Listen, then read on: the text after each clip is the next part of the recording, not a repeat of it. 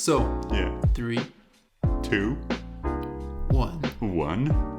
And Welcome to the show. show, yeah. It's been a long time, my Yeah. friend, yeah. It's been a very long time. What is this, number Number 5, I do, but 5? But the it's fourth our one yeah. It's the was the fourth one it was like an opening of it was a the gift. gift. Yeah. Oh, it's been so long. Wow. Yeah. Yeah. The So table what? is just right there. Yeah, the table is right there. Yeah. We use it like often. Mm-hmm. Yeah. It's been a great gift.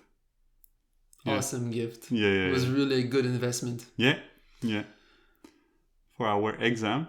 This is why we were not there the 2 last weeks. Right. Yeah. Because we had so much exams.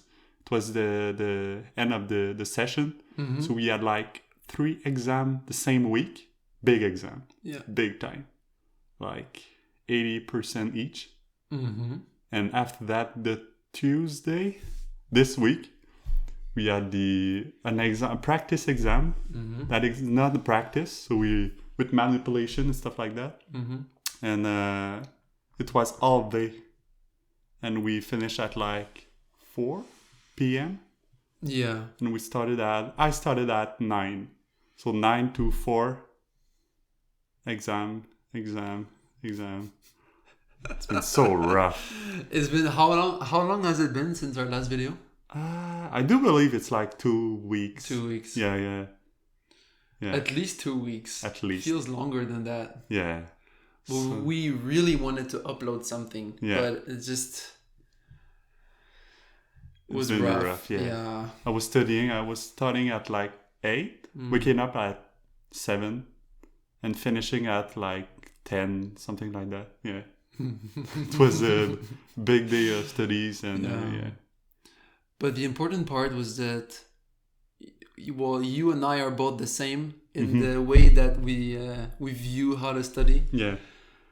Sleep is important. Sleep is important. Very Always, important. how many hours? I sleep 8 hours. Yeah. Minimum 8. That should be it. Yeah, 8. Some Yeah. people in our program just sleep like 3 to 4 hours. I don't know. It's how like they do crazy. it. They I don't sleep. know. They sleep at like maybe 3, Yeah. and they wake up at like 6 or 7, something like that, and they do that every day of the week for the period of the exam. But I mean, it's kind of like 2 weeks, just like 3 to 4 hours in the body. It's I don't know how they manage. It's kind of weird. You know, the sleep that you don't get, it's always gonna come back to you. Yeah, you're right. You know. Yeah. You know the scientist I told you to. Yeah, in Joe Rogan show. Yeah. I was just thinking about this. Yeah. So he's a sleep scientist, and it was so interesting. I learned so much on that podcast, and one of the things was REM sleep. What is REM sleep? Do you want to explain? Yeah. So REM sleep is a period, is a stage of sleep. So it goes through 1 to 4, I think. I do believe, yeah. Yeah, and I think REM is just before 4, stage 4. Stage 4. Yeah, stage 3 is the longest. Stage right? 3. I think stage 4 is like when you're in deep sleep. Yeah. Right. Yeah, That's where your body tries to fix itself. But I'm not sure where REM is. It's either before stage 4 or right after. But anyway, so REM sleep is where you have those crazy dreams, right? And REM stands for rapid eye. Yeah. What is it? Rapid eye movement.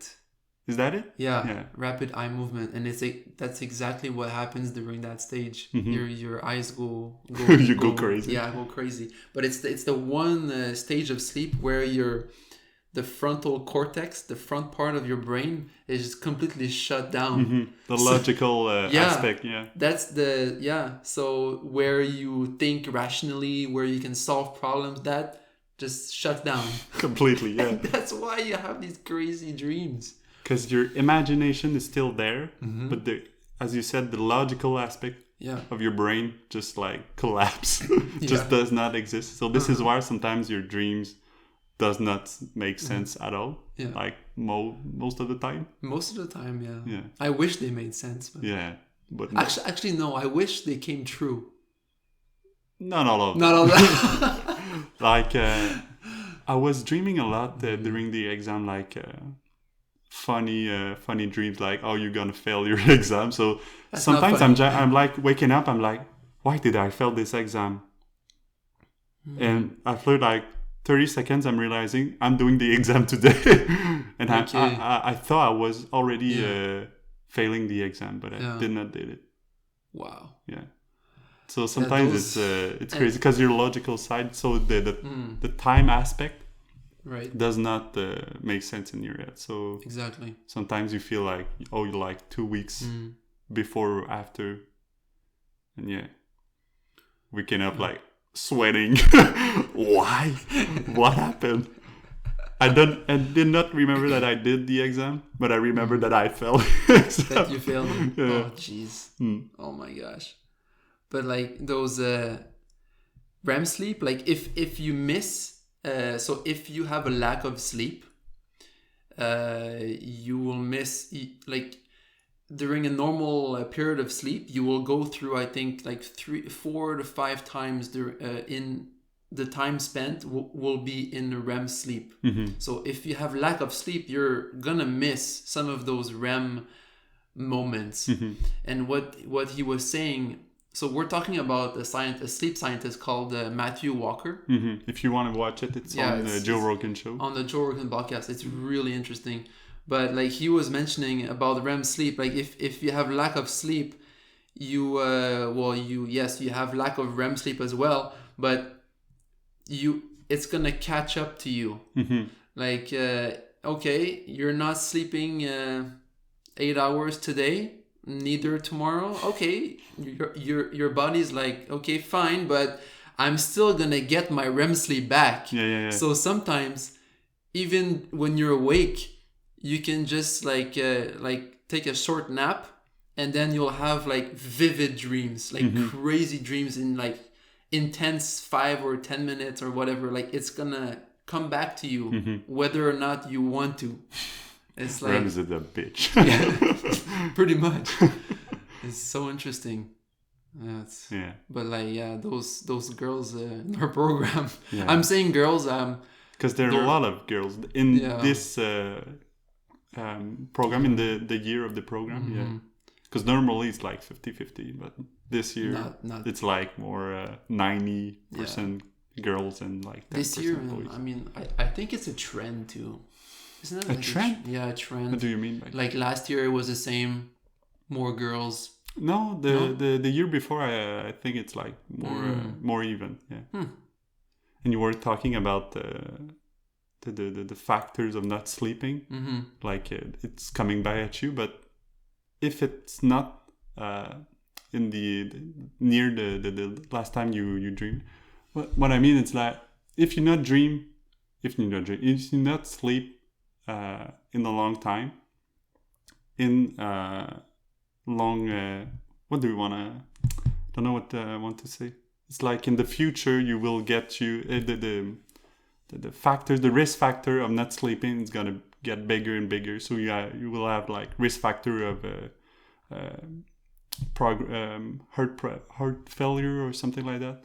I don't know what he said. I don't remember what he said in this podcast, but there's so much risk of not sleeping in like the future. We're talking about maybe 50.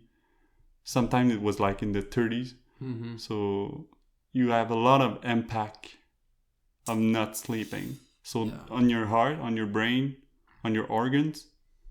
So your digestion could be less good because you didn't sleep. And that's kind of amazing, I do believe, because just sleeping. Sometimes people think, oh, sleep. I just need like 6 hours of sleep. But maybe you think that because you can do every single thing you want to do in your day, but your body is not able to survive only 6 hours. Oh, that was your bottle. That is my, yeah. Some people can live off of 6 hours of sleep. Yeah, it's possible. It was like 3%. The guy said. It was not that much. No. It's not the majority of people. Mm-hmm. Like when they tell you have your 8 hours of sleep, that's for the general population. But it's more like 8 plus or minus 1. Mm-hmm. So in the normal range between 7 and 9 hours of sleep is okay. Once you go above or below that can be problematic for most people, but some people can live off of 6 hours. 6 hours, but it was the percentage of people in the world that could live with 6 hours. Yeah, it's very low. Yeah, and I'm not part of those. No, I'm not. I know much more people that is saying like, oh, I could live with 6 hours a day, but it's like 50% of our friends or does not make sense. No, it doesn't.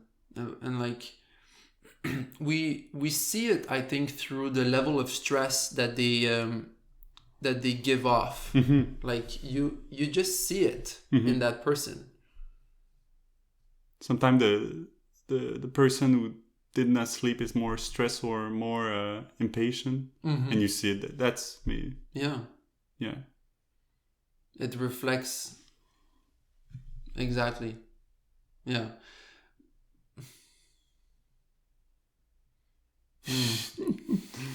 We saw so much people like cried because they thought the future is gonna be complicated, but sometimes it's like just sleep, get some rest, like the Michael Jordan ad. Did you ever see it?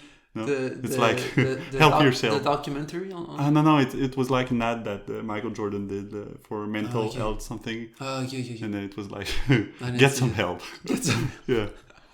And it's like the same thing. Like people sometimes see the future or what the future gives to them, like a mountain. But sometimes it's just the solution is just to sleep on it or just to get some rest, and the problem will be solved by itself. The guy also said in this podcast that the brain is still working when you're sleeping. Yeah. So sometimes the people like before sleep, they want to get to solve every problem that they have, maybe a mathematical or a school problem, and they don't sleep until they got it. But sometimes the best solution is just to put everything away and to go into your bed, sleep, and but you know that come back.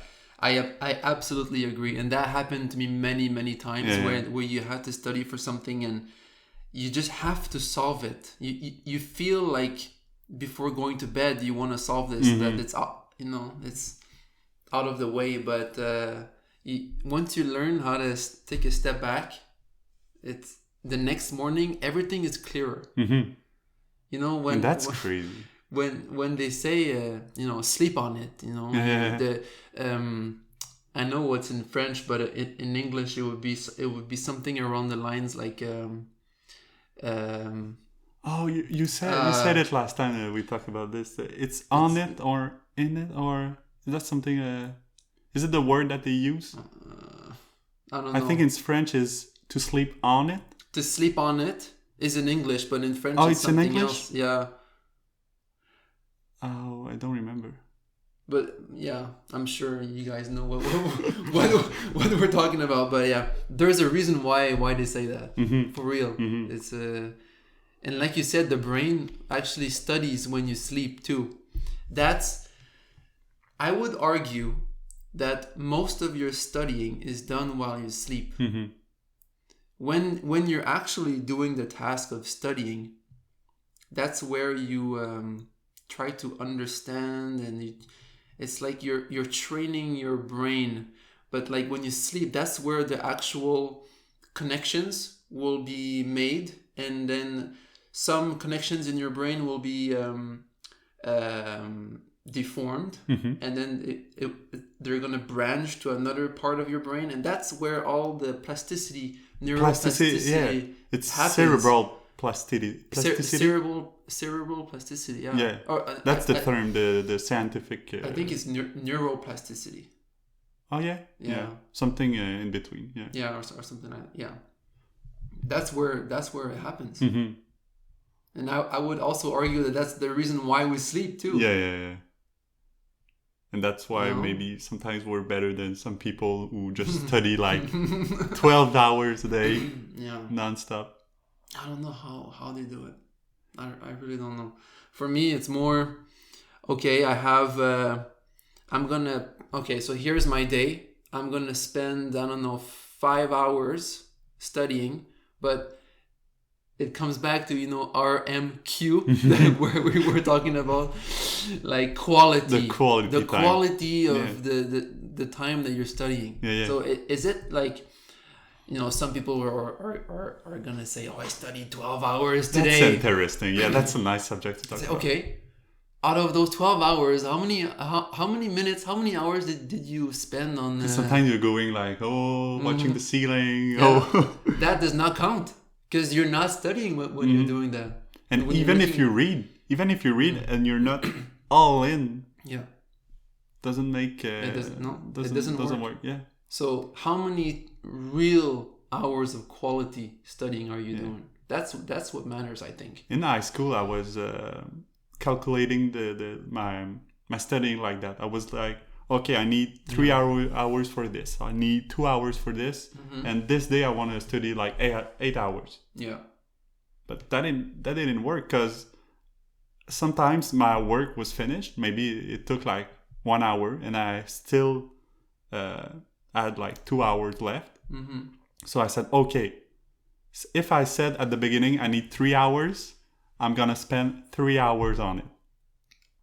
But you could use this 2 hours that you study for nothing, like going outside, have some fun, because having fun is also very important for your learning. Yeah. And that's that's something that most people don't realize. It's the quality, because you can spend. My girlfriend was like that. She was studying like 2 hours, but a great 2 hours. Like everything was done. I was studying like 6 hours for this particular thing. Right. But it was completely shit. It was not working at all because I was like always sleeping or dreaming. I don't know what I was doing while studying. Yeah. Yeah, it was So quality. Yeah. If some people are watching in high school and their friend are saying, I'm studying like 3 hours for this, it's amazing, wow. Mm-hmm.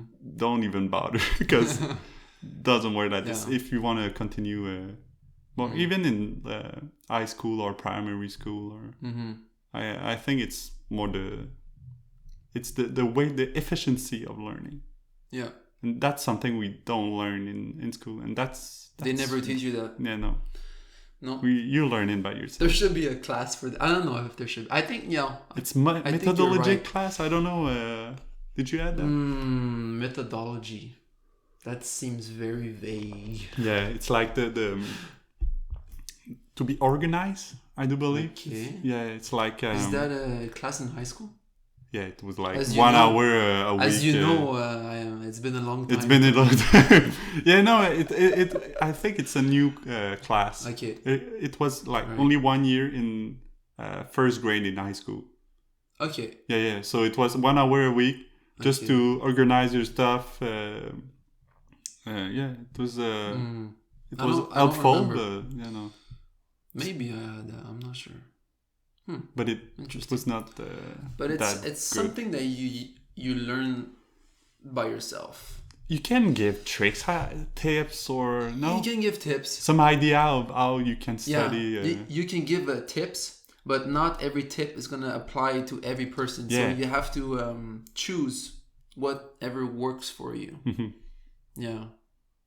Some idea would be helpful, because this year I try to study different ways for my exam. Mm-hmm. Yes. So it's kind of weird. Many ways. Yeah. The last year I was studying like everyone else. Like I had my Word with all the notes Microsoft for the class. Word. Microsoft. Yeah, exactly. Yeah.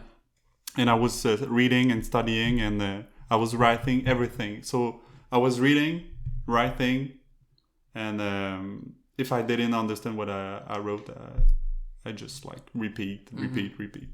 That was really slow, a slow progress, slow learning process. So after that, I like switched to OneNote because you could draw.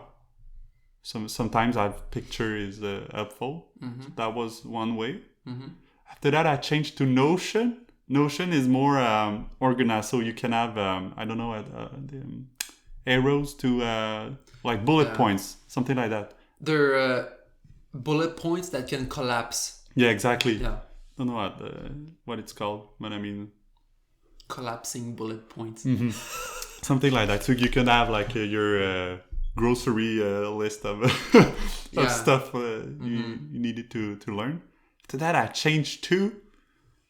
I think I came back to OneNote, and after that, today on this date, I'm studying with PowerPoints. Okay. So that's kind of weird. I'm studying with PowerPoints because you cannot you picture your Notion on one slide. So everything, for example, one objective, we're talking maybe about anatomy. So everything about anatomy needs to go on one slide. Okay. And after that, I was using the tool on the PowerPoint to with this mic. So you're talking on your slide. So when you come back later to study your PowerPoint, you listen to yourself explaining what's up.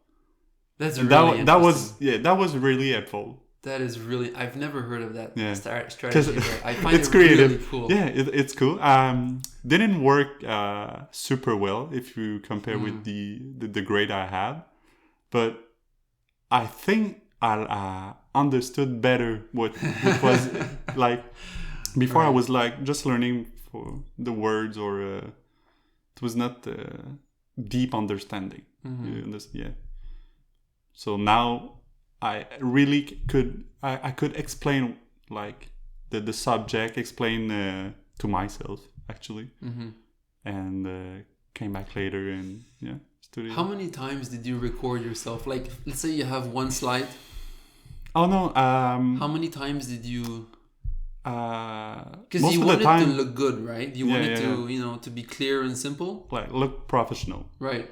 It only took maybe the first slide was difficult because I needed to have a rhythm, and no, after like maybe 10 or 20 slides, I was like, okay, I'm going like this, and I was just starting the record, and it was in one take. Yeah. And then before the exam, do you listen, re-listen to all your slides? I don't know if you remember. You just sit back and you just watch. We had a class for what was it? The systems of the body, for example, digestive, etc. Digestive tract, urinary tract. These stuffs, and I didn't remember the hormones, the hormones system, and I just listened to me talking about the subject, and I was like, oh yeah, that's right. But that's also fun because you sometimes when you study back, you're like, oh, I don't remember anything. I can't learn this because it's like too far in my brain and stuff like that. But when you have yourself explain it to yourself, you're like, oh, there's a moment in my life that I did understand this, and you're like, oh, that's cool, that's motivating. So that was the thing that, okay, I should be able to do the exam. That is so interesting. Yeah, but you're right. Nobody uses this technique. It's not the greatest. It's really original, I think. It's not the greatest because it takes a lot of time. But you save time because when you study back, just for example, the day before the exam, you just listen to yourself, taking some notes, and that's it. Wow. Now, some of the people watching this might be like, okay, so you're making a PowerPoint, but many schools are still doing like the traditional way of teaching. So the teacher just gives all the PowerPoints. Yeah. So for those folks, those people, for them, but the principle stays the same. It's like usually, I've been to other schools as well. I've been through the traditional, Bachelor of Science, and it's still okay. So let's say for one class you have like a PowerPoint, but there's at least 100 slides in that. Like a 3-hour class, at least 100, 80 to 100. Yeah. So the principle stays the same. You should try to condense that 100 slide presentation and maybe put it into 20 slides. So the work you do is the same. You try to condense everything. Yeah. And then you do like his way of doing things. Yeah. I think it's pretty cool. But you can explain it to somebody, because I live alone in my apartment. So I got no one to talk with, and no one wants to talk about the hormones or something like that. So really? Yeah. So explaining to someone, to yourself, it's always a great thing. So in high school, I was studying with a whiteboard. So I had I was imagining someone was listening to me, and I was explaining it on the whiteboard. I still have a whiteboard in my apartment.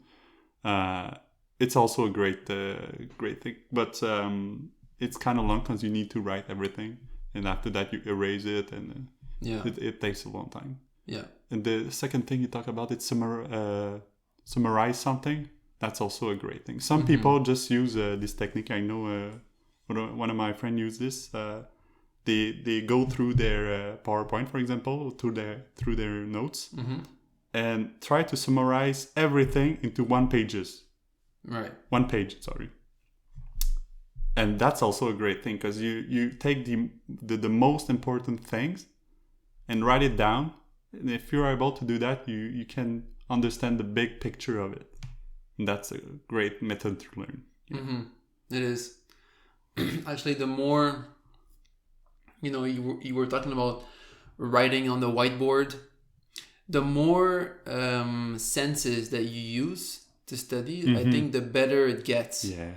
Now you're creating PowerPoint, so that's you're using the visual aspect of it.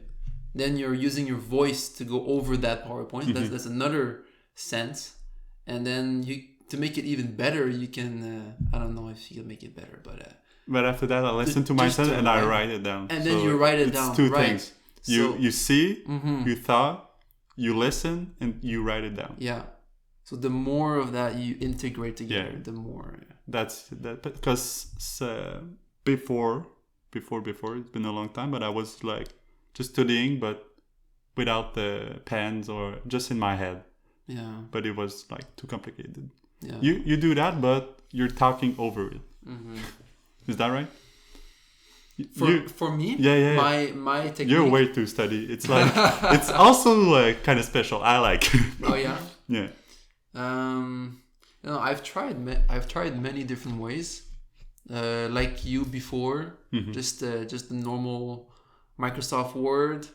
Then I switched to. Then I think what changed the way I study the most is buying an iPad.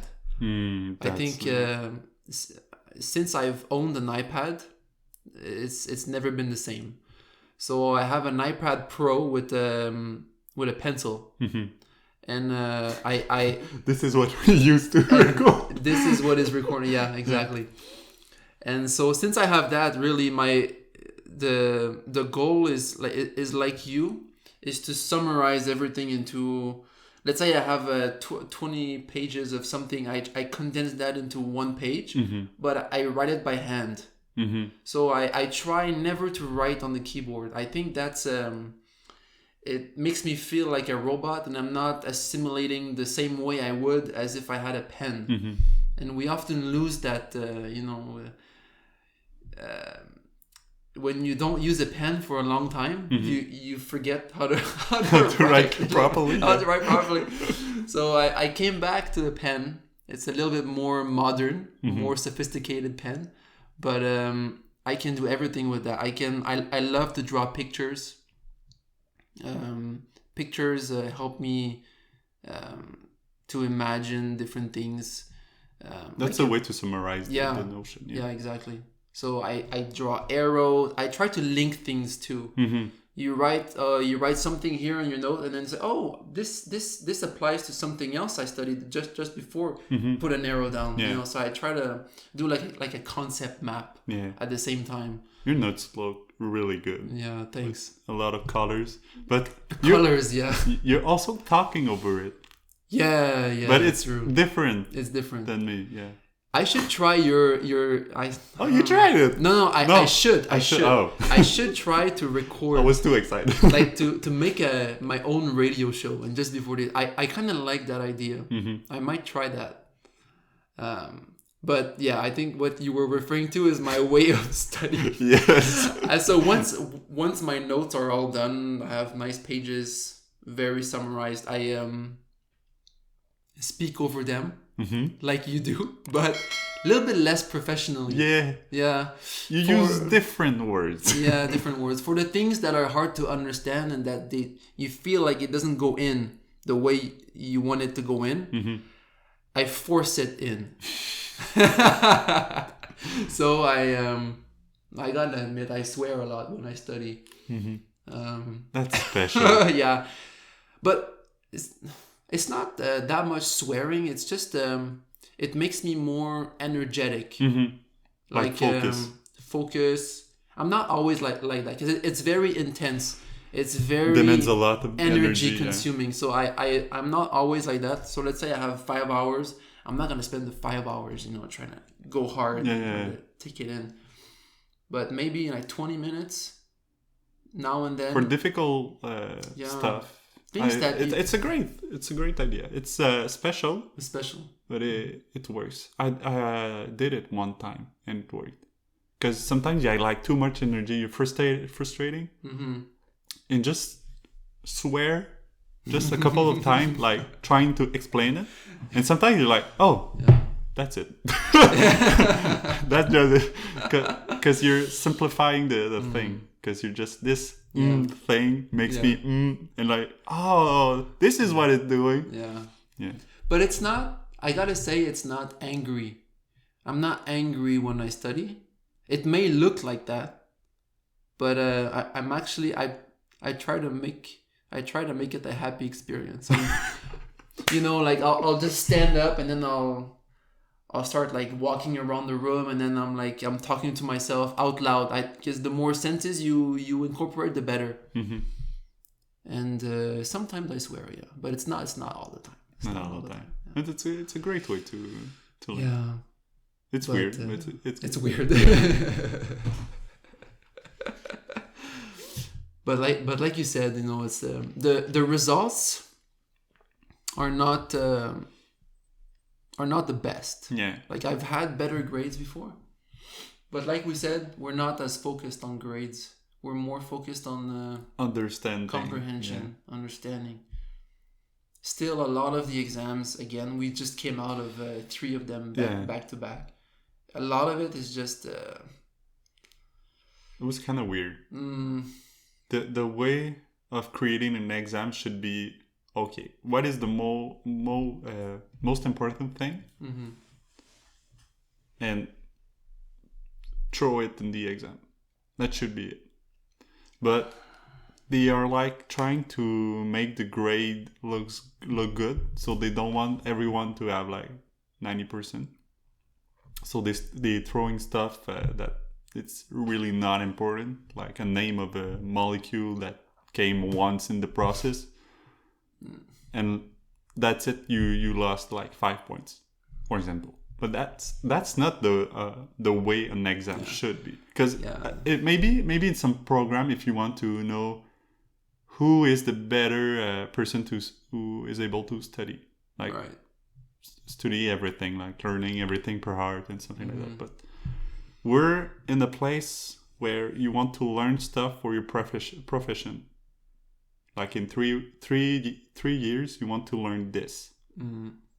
But we're studying exam with names and like molecules that doesn't make a lot of... No, it makes sense, but it's not that important. So when you're studying, you're not focusing on the big picture. You're focusing like on really small things. So that makes me a little bit frustrated. Yeah. Yeah, no, I totally agree. They try to put questions that contextual questions. Like that's the best way, I do believe. Yeah, those are the best questions. Because it's in context. You will have to Yes. answer this question in your profession. That's a great question. Contextual questions are great. The questions I really dislike are the ones that say, name 5 things out of the grocery list we have we had to study. But you can someone could just name them and not understand them at all and have all the 5. But if you understand them but don't have the right terminology, you'll get 0. Yeah, exactly. So those are the kind of things I'm like, okay. That's weird. Whatever. And you lost 5 points. And you're like, what? And 5 points usually is like 5% of your entire grade almost. So yeah, that's weird. Yeah. Just but I mean, that's the way it is. But it's kind of weird. If I would be able to change something, I would change that. Make exam with stuff that matters. That's weird saying that, because I mean, it's like I don't know the English word, trivial. Trivial. Oh, is that it? Yeah. So yeah, that's weird. But I mean, some exams are well made, and it's most of the time people that were students like few years back, not like in the last decade. For example, our neurologic teacher. Last year, you mean? Yeah. His exam was great, I do believe, because it was in context. You maybe disagree with me. I don't remember, to be honest. It was in context. It was big picture thing that is really important to understand, and that was it. You're talking about the neuroanatomy class? Yeah. Okay. Yeah. That was a great exam, I do believe. But sometimes it's like, name this, like, as you said, this. Naming stuff. If you want to comment below which question you've been asked in your exam, just leave it below. We'll read it. It's gonna be funny. Yeah, but like our program is very different from other programs. I mean, any professional, because we're in a professional program. So whether it's nursing, medicine, physiotherapy, those are professional careers. Not biology. We're not like biologists that needs to know all the different molecules, like you said. Like, we studied them, okay, but in a few months we're not going to remember any of that stuff. In a few days. In a few days after, yeah. So contextual questions are great. Yeah. Because it allows you to really understand the core concepts of the class.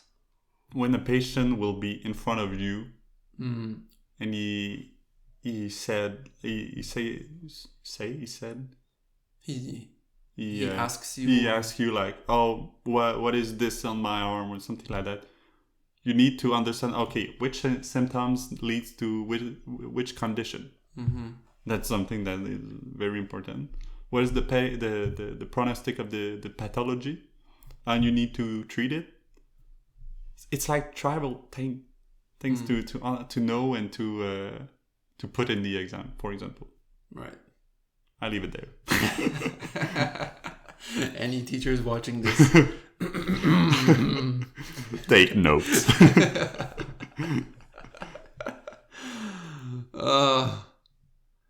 I think I really wanted to discuss with you what we were talking earlier. I think it was a few days ago. What is it?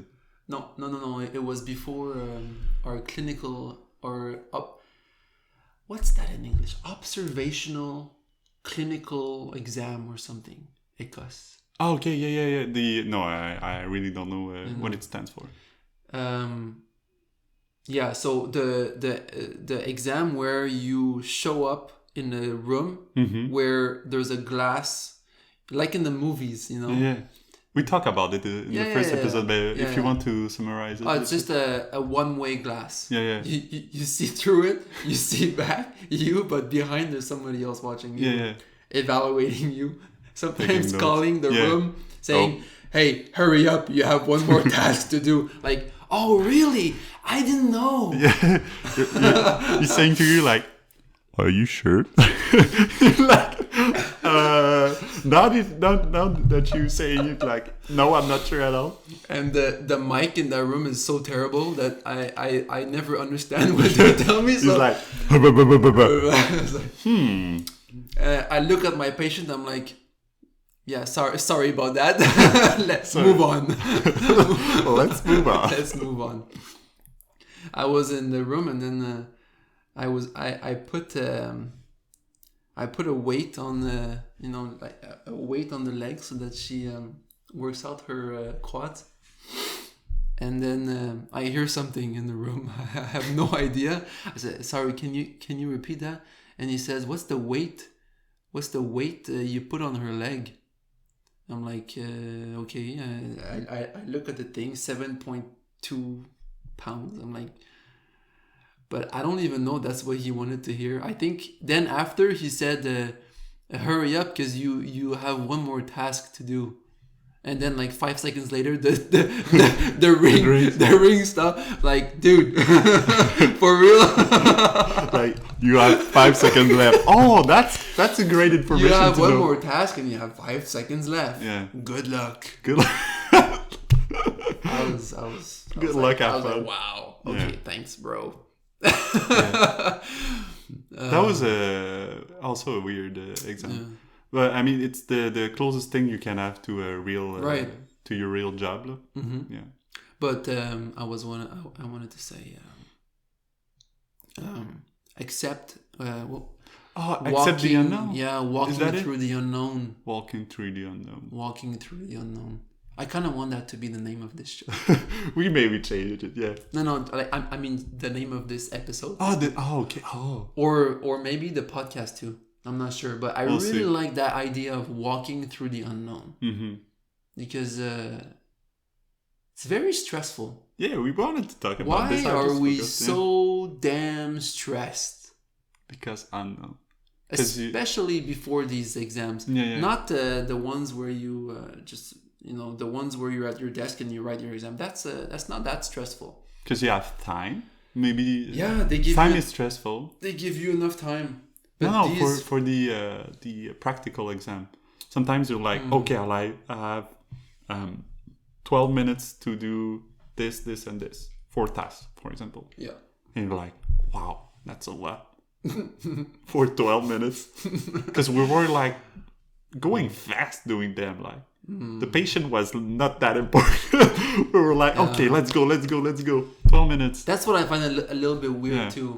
Because in the real world, are you going to do that?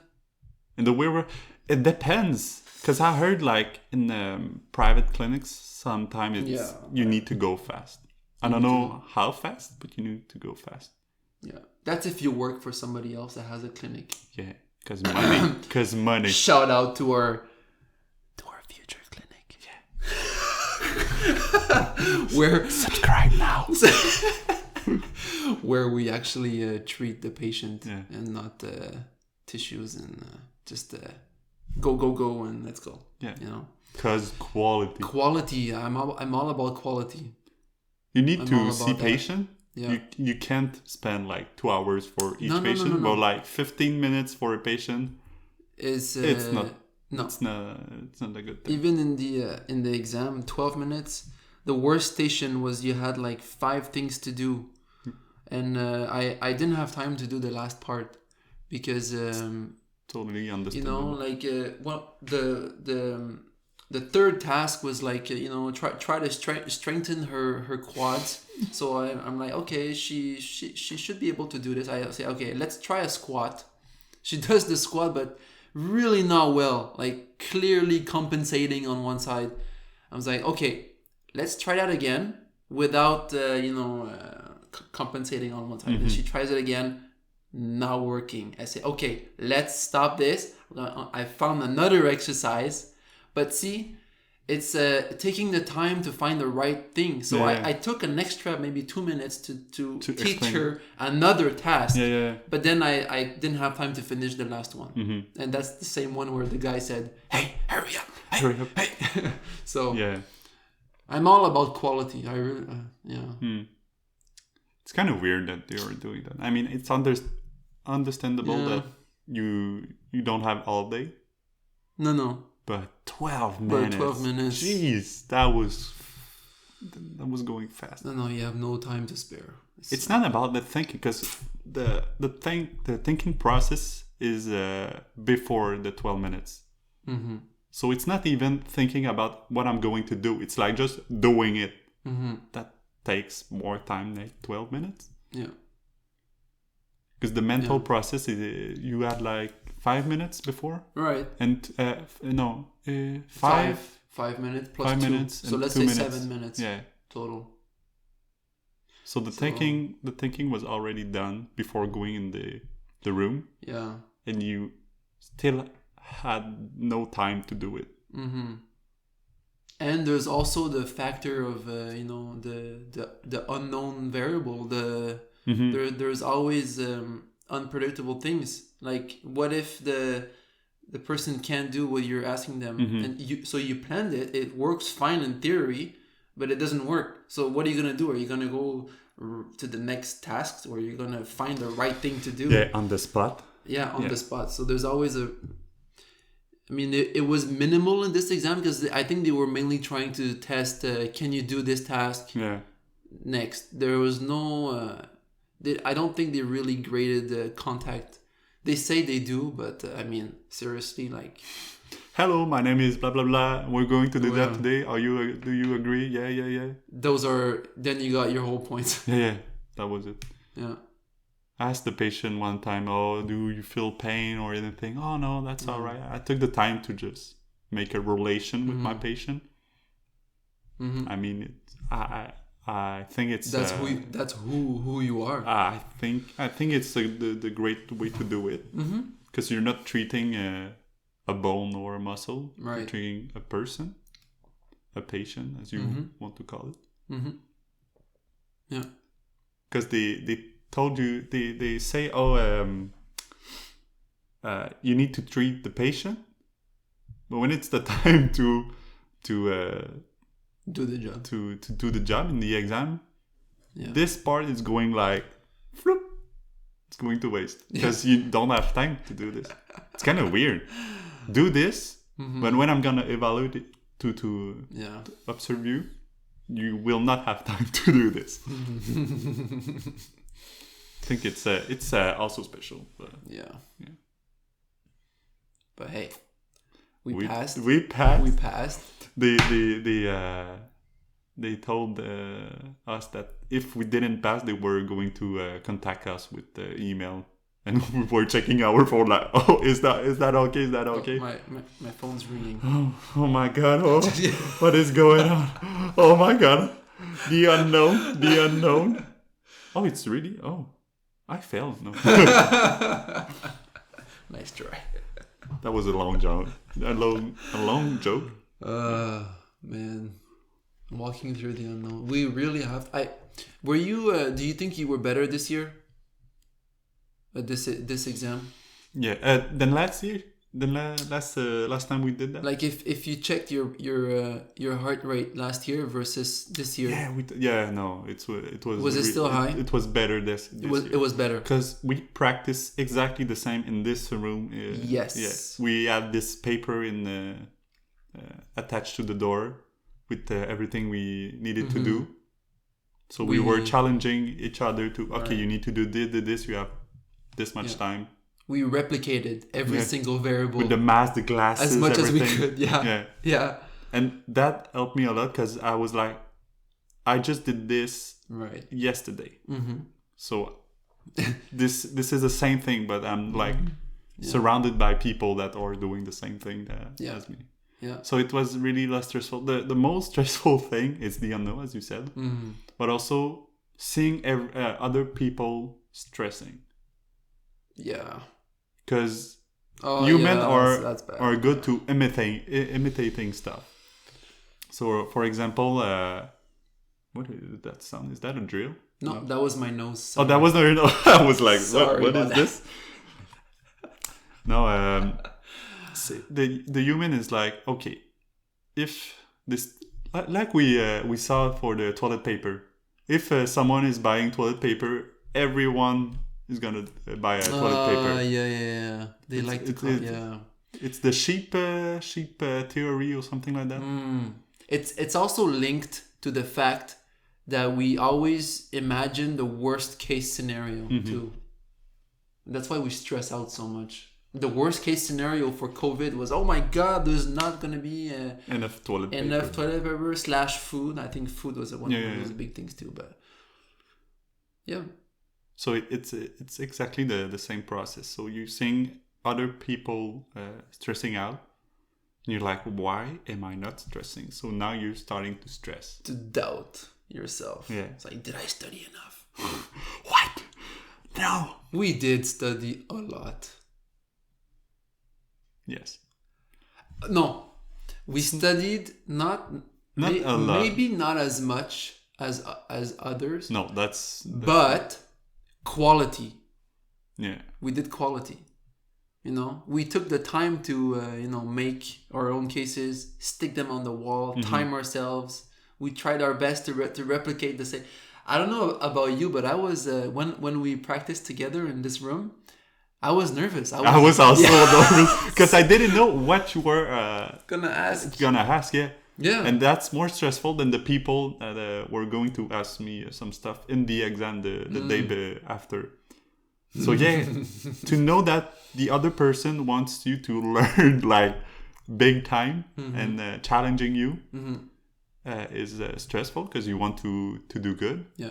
But with you have this confidence that you don't want to ask something that doesn't make sense. Yeah. So you know that you will be able to do the task, but you will need to really understand and think about what you're doing, what you want to do, and how you want to do it. So that was a great thing to just imitate, to replicate, as you said, the exam. We did that last year also, but not as much as this year. This year was really good, yeah. And I think that helps a lot to, as you said, the unknown, because now it was an unknown place. Like the opening of the door, the sheet on the attached to the door, the patient with the mask, sit on the table and just walking, saying hi. That's sometimes it's not the most difficult task you need to do, like introduce yourself. But sometimes like you're stressing so much that this minimal task is like so difficult. You don't know how to talk. You don't know how to say what you're going to do. So just to remove this little task, it was really helpful to understand. Okay, I'm able to. If you're starting also on a good note, most of the time the rest goes well. It goes well. But when you're crashing at the beginning, sometimes it's difficult to get up and continue. Also, it's even more true because we didn't have much time to get up after this. If you're crashing your introduction, after that you're like, okay, imagine the rest. Yeah. So that was a great thing to do. And for for everyone, if you have an exam, I did that in high school also. I had not a physical exam, a physics exam. And the teacher said, oh, you will have this type of exercise in your exam, this type of exercise in your exam. And I was writing it down. When I came home, I just took every example that he said, throw it on a sheet of paper, putting some instruction to how to not cheat in your exam. Like you can use your phone. Like they always put a sheet to explain you can't have this, you can have that. So I also put this to replicate exactly the same format as the exam. I put a timer. I said, I have 3 hours to do the exam. Let's go.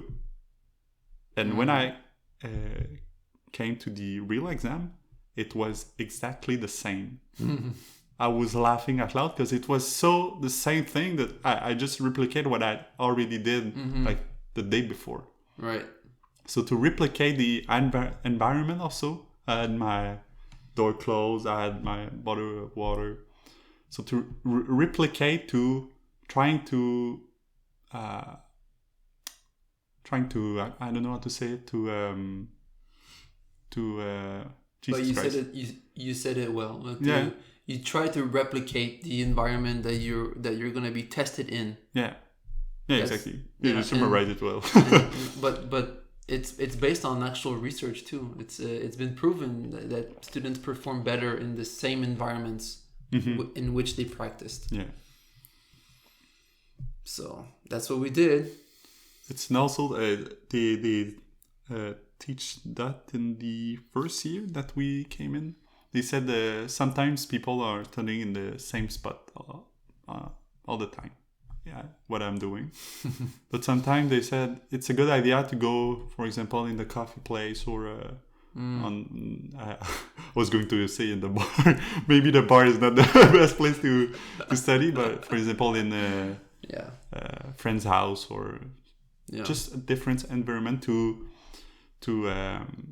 make you discomfort, to create discomfort, and to be able to be good in the exam. Because sometimes just the environment is difficult. I know in university, most of the time people are doing their exam in gyms. So a lot of people, a lot of noise going through the ceiling. So to replicate, for example, you just listen to stuff, to music while doing the exam. Yeah. So you know that the sound will not I that makes me think in last week when we had our 3 exams back to back. I don't know why I'm really unlucky because the spot where I am, because they make you choose a number a in little the number place, and then you're basically assigned randomly a place to sit, and there's always the same girl in the front left corner of my eye vision, and she I don't know if you can see it, but like she crosses her legs like this. Oh, the whole goddamn time she's like that this sound, and I see that she's waggling her, like going hardcore like that, and I just can't stand it. It just distracts me so much that I can't think of anything else. So the whole time I was like this. I tried to block my vision. But you still hear it, right? No, you don't hear it. No, you just thank see God it. it was silent. Oh, okay, because the noise was kind of ugly. That's because your mic is awesome. Yeah. The new mic. The new mic, yes. But yeah, I was the whole exam. I was like this. That's a great strategy. Wow. No, the great strategy is not to pick this number. Well, no, but the best strategy is like you said, to get accustomed to different environments, because then you'll be less distracted. But man, that was tough. The unknown. The unknown. Deal with the unknown. Deal with the unknown. You love the unknown. Me? Yeah, you said you love it. Yeah. It depends, because it depends. I chose this profession because when you wake up the morning, you don't know which patient you're gonna see, the new patient, which cases they're gonna have, which thing you will need to do, and that's really the thing I love, because you don't have a routine.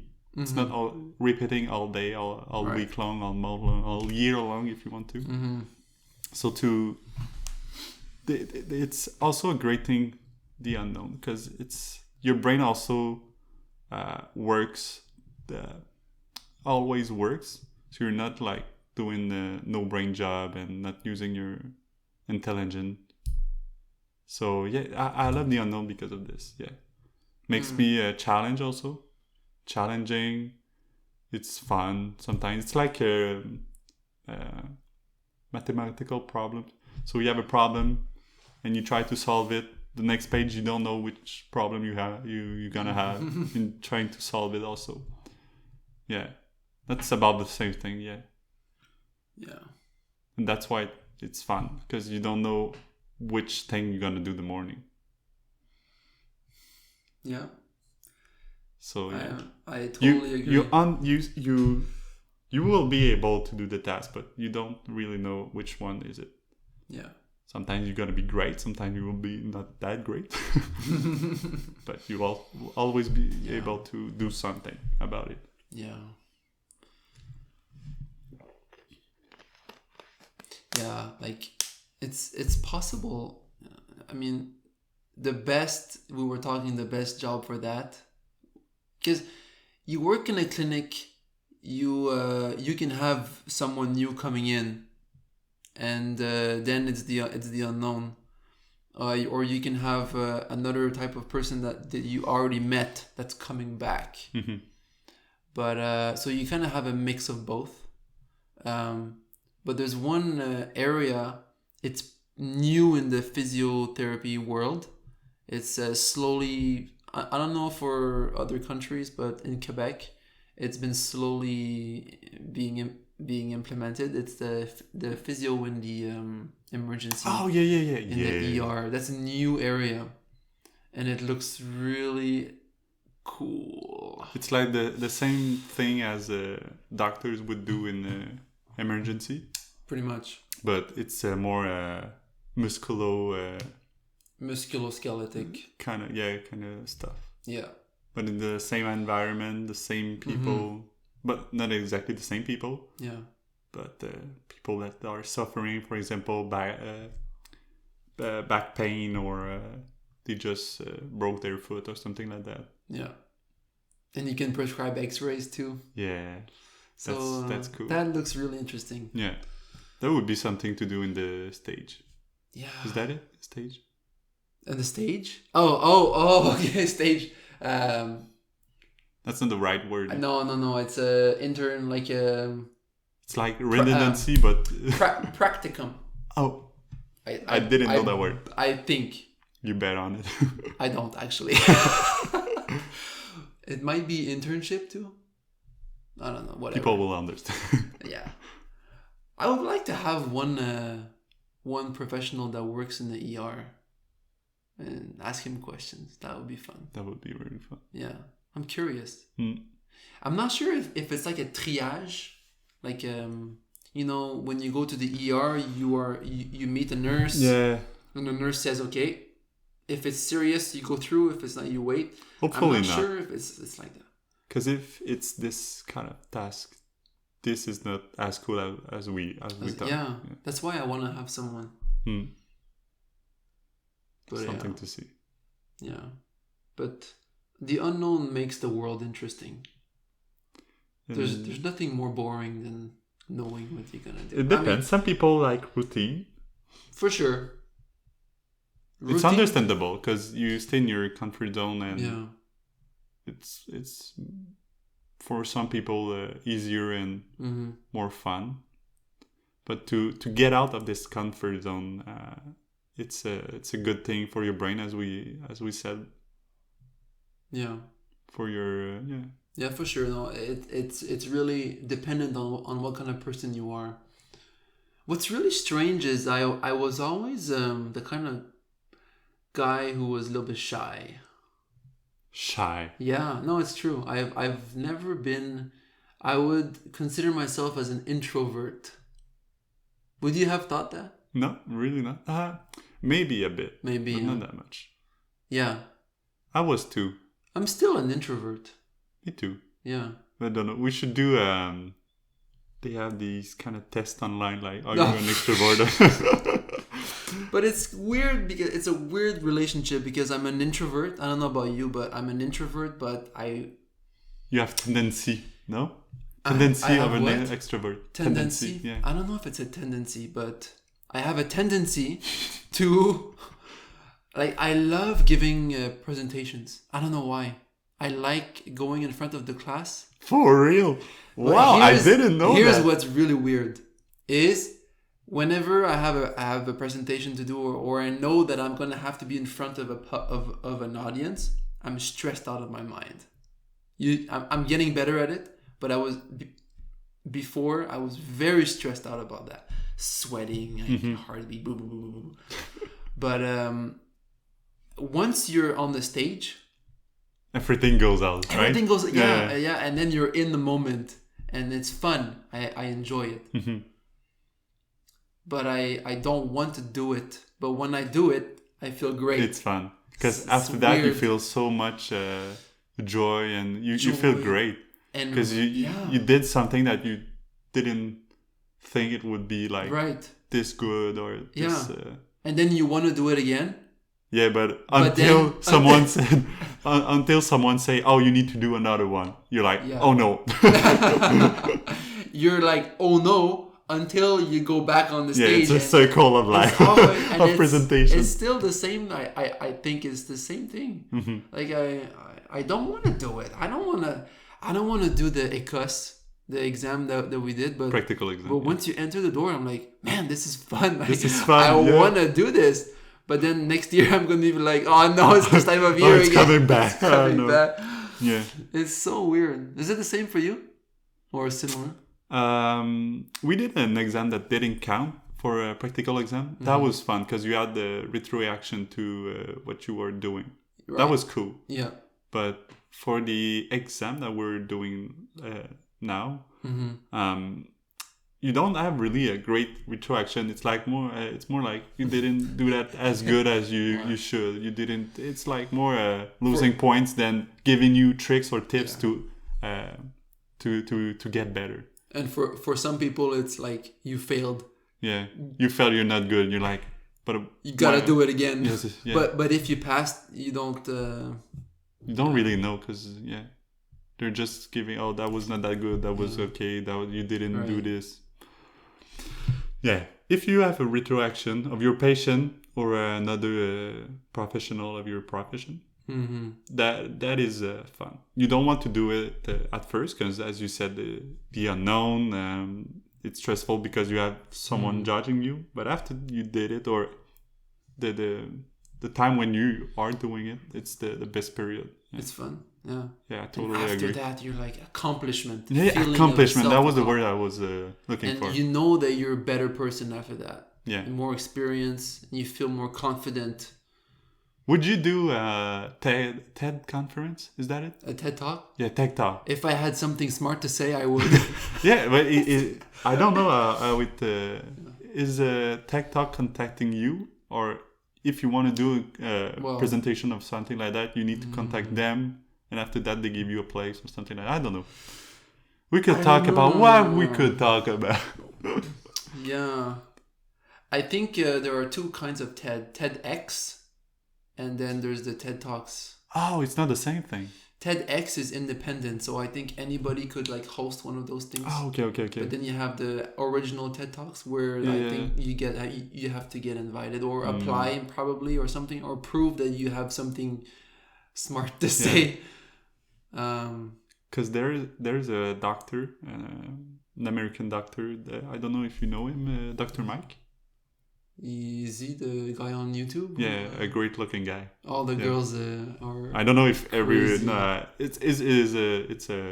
he's a great looking guy, but he did a TED Talk about it's important to say you don't know when you really don't know in a professional subject. For example, the patient asks you, "Is my diet good for this?" And some doctors tries to answer the question, but they don't have enough information to really to respond to the question. Oh. So he said the best thing to do is like, I don't know, and sometimes it's not there is just no good answers. And some doctors try to answer them like, oh, it's this is the solution, and voila, go home. But that's so not true. Yeah, he said like, yes, you know stuff, but sometimes it's important to say I don't know, because it could you could lose your relation with the patient, but also lose your reputation, lose your what is it, relation, just who the life of the patient could be worse or something like that if you didn't have the good answer and you respond with the trash answer. So yeah, that was a great TED Talk. So if you want to see it, just type Dr. Mike TED Talk. It's gonna go first line.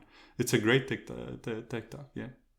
So TikTok. No, I didn't say that. I didn't say that. I did not say that. Yeah. So we could do something. Yeah. It's a future project. You mean TED Talk? TED Talk. Yeah. You know that my name is Ted, right? Ted. Yeah. I have a nickname. I have different names. Oh, you're kind of special. Yeah. My name is Theodore. Yeah. But the nickname for Theodore is Ted. I didn't know that. Yeah. There you go. There you go. I learned something today. I have many names. Yeah. So yeah, I would definitely like to do a TED Talk. That would be cool. Yeah. Or just be on the radio. The radio. But we are on the radio. We are on the radio. This is a form of radio show. Yeah. There you go. Yeah. So I just did that. All right. Let's go this on. What? Let's stop the podcast. Oh, okay. Is that all right?